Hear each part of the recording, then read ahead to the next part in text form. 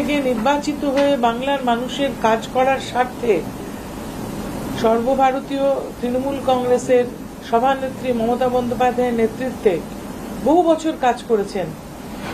তারা কিন্তু একটা বিপন্নতায় ভুগছিলেন, একটা বিষাদে ভুগছিলেন এবং তারা আলোচনা করছিলেন যে আমরা কাজ করতে পারছি না, কি করা যায়, এটা চলছিল। সেটারই ফলপ্রসূ বাংলার বর্তমান মুখ্যমন্ত্রী শুভেন্দু অধিকারী তাদের সঙ্গে যোগাযোগ করেন এবং আজকে তিনি বসে তিনি তাদেরকে বলেন, আপনারা আমার সঙ্গে সহযোগিতা করুন, রাজ্য সরকারের সঙ্গে সহযোগিতা করুন, কেন্দ্রীয় সরকার রাজ্য সরকার যৌথভাবে বাংলার উন্নয়ন করবে। এবং সেই কাজের জন্য উন্নয়নের স্বার্থে আজকে কিন্তু এই 20 জন সাংসদ একসঙ্গে আমরা আমাদের মাননীয় স্পিকারকে চিঠি দিয়েছি যে আমরা একসঙ্গে কাজ করতে চাই।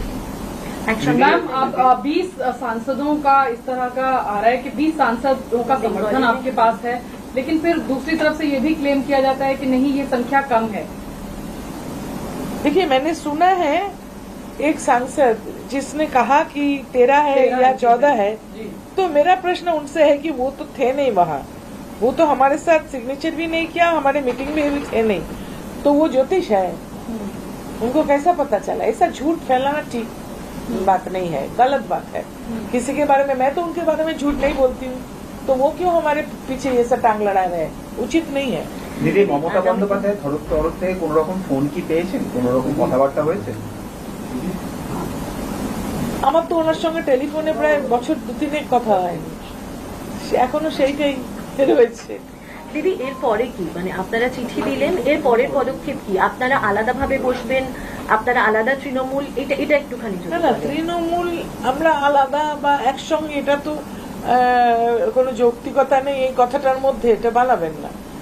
আমরা আলাদাভাবে কেন্দ্রীয় সরকার এবং রাজ্য সরকারের সঙ্গে সহযোগিতা করে উন্নয়নের স্বার্থে সার্বিকভাবে বাংলার উন্নয়ন এবং যার যার কনস্টিটিউয়েন্সির উন্নয়ন, আমাদের সংসদীয় এলাকায় কাজ পিছিয়ে যাচ্ছে, সেইগুলো এগিয়ে নিয়ে যাওয়ার জন্য আমরা আলাদা হয়ে বসতে চাইছি। मैम, मुख्य वजह क्या रही? मैम, क्या खास वजह है कि आपने ये इतना बड़ा फैसला, ये 20 सांसदों ने अलग से क्या आप एनडीए को क्या एक अलग से दल बना करके उस तरफ जाएंगे या फिर किस तरह से आगे की रणनीति? देखिए, आगे चल के पता चलेगा कि क्या होगा।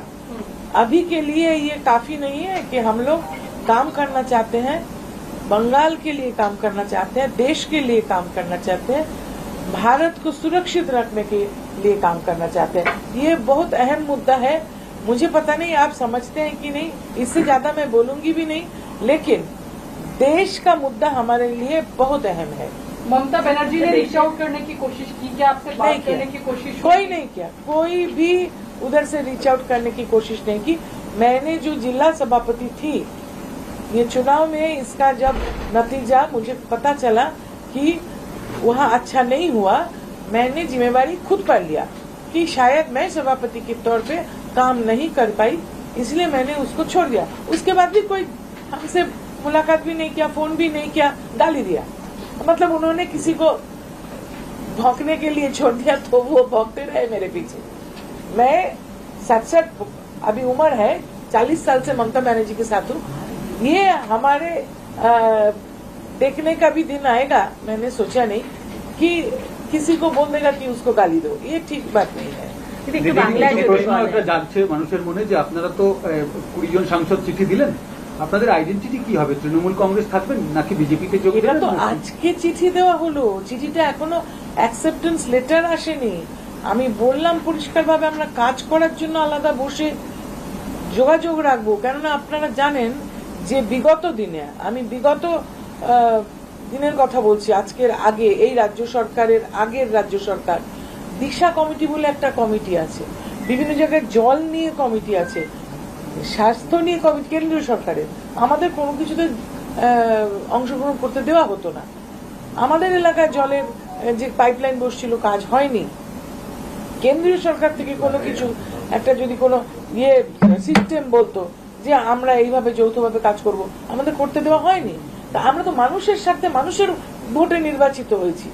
আজকে একজন 3 ইঞ্চি সাংসদ বলছেন যে মানুষের ভোটে আমাকে মনে করার চেষ্টা করছেন। আমি যখন প্রথম নির্বাচনে লড়েছি 96 সালে, তখন উনি বোধহয় জন্মাননি। এতটা আস্পর্ধা হয় কি করে যে একজন বয়োজ্যেষ্ঠ মানুষের পরিপক্কতা, অভিজ্ঞতা, তার রাজনৈতিক বিচক্ষণতাকে টুইটারে চ্যালেঞ্জ করছে? এটা ঠিক নয়। কিন্তু রাজনীতিতে মানুষ বুদ্ধি নিয়ে কাজ করে, বিবেচনা নিয়ে কাজ করে, জাতীয়তা বোধ নিয়ে কাজ করে। আমি এই জাতীয়তা বোধ এবং জাতীয় সুরক্ষা বারবার বলছি, মাথায় রাখবেন। আমাদের কিন্তু এটা দেখে কাজ করা উচিত। এবং তাদের কাছে প্রশ্ন, তোমরা কি এটা সম্বন্ধে কিছু জানো? তোমরা কি জানো যে ভারতবর্ষকে সুরক্ষিত রাখতে গেলে কোন পদক্ষেপটা নিতে হবে?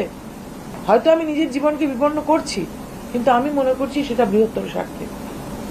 দিদি, অভিষেক বন্দ্যোপাধ্যায় কি তাহলে আপনাদের আর লোকসভার দলনেতা রইলেন না?